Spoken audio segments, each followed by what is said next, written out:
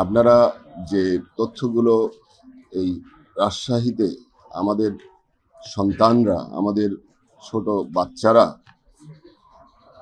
আপনারা যেভাবে তুলে ধরেছেন, সেই মৃত্যুর জন্য আমরা দুঃখ প্রকাশ করছি। এটা কোনো মৃত্যুই আমরা এটা কোনোভাবেই কম্পেনসেট করার আমাদের কারোরই সুযোগ হয় না।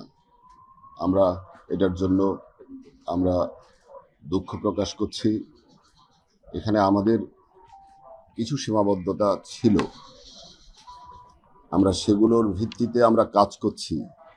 আমরা এই মিজেলসের যে আউটব্রেকের কথা বলা হচ্ছে এবং পত্রিকায় এসছে 33টি বাচ্চা মারা গেছে। আমরা বিশ্ব স্বাস্থ্য সংস্থার একটা প্রতিবেদনও পেয়েছি এটার উপরে।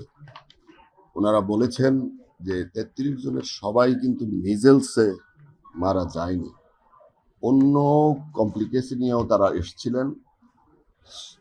যা প্রত্যেকটি মৃত্যুকেই আমাদের চিকিৎসার আওতায় আনা দরকার। আমরা ওই দিতে যাচ্ছি না। আমরা আমাদের স্বাস্থ্য মন্ত্রণালয় থেকে আমরা এই যে শর্ট আউটব্রেক বলবো, ছোট আউটব্রেক হয়েছে যে মিজেলসের, এটা আমরা অ্যাড্রেস করার জন্য একটা ব্যাপক কর্মপরিকল্পনা গ্রহণ করেছি। আমরা জাতীয় এটাকে বৈজ্ঞানিক ভিত্তিতে আমরা মোকাবেলা করার জন্য ইতোমধ্যেই আমরা একটি বিশেষজ্ঞ দল গতকাল এখানে পাঠিয়েছি। ওনারা এগুলা পরীক্ষা করছেন। আমাদের জাতীয় পর্যায়ে একটি জাতীয় টিকা দান কর্মসূচি প্রণয়নের একটি টেকনিক্যাল কমিটি আছে।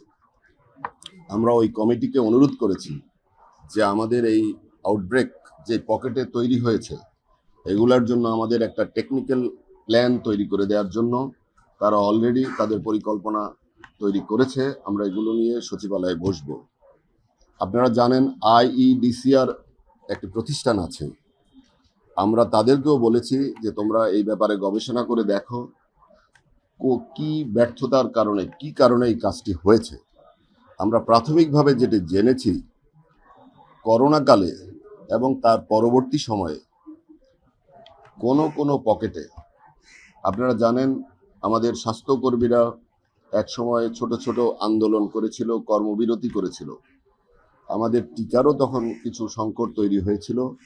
এই সংকট আবার কিছু মায়েরা ধরেন একদিন হয়তো এসছেন, সেদিন কর্মবিরতি ছিল, পরে ওই মায়েরা আর আসেননি। এই ধরনের কারণে কিছু জায়গায় গ্যাপ তৈরি হয়েছে। এই আমাদের ইনভেস্টিগেশনে, প্রাইমারি ইনভেস্টিগেশনে বলে যে ওই গ্যাপগুলোর কারণে এটা ছড়িয়েছে। আমরা একটা স্ট্র্যাটেজি নিচ্ছি যে রিং করে ওই এলাকাগুলোতে আমরা হার্ড ইমিউনিটি তৈরি করার জন্য ভ্যাকসিনের কার্যক্রম সহসাই শুরু করবে। এটা আপনারা জানেন, সরকার আমাদের এই স্বাস্থ্য ব্যবস্থায় এবং বাচ্চাদের হাম থেকে শুরু করে এই সংক্রামক সকল ব্যাধির ব্যাপারে টিকা কর্মসূচির ব্যাপারে সচেতন।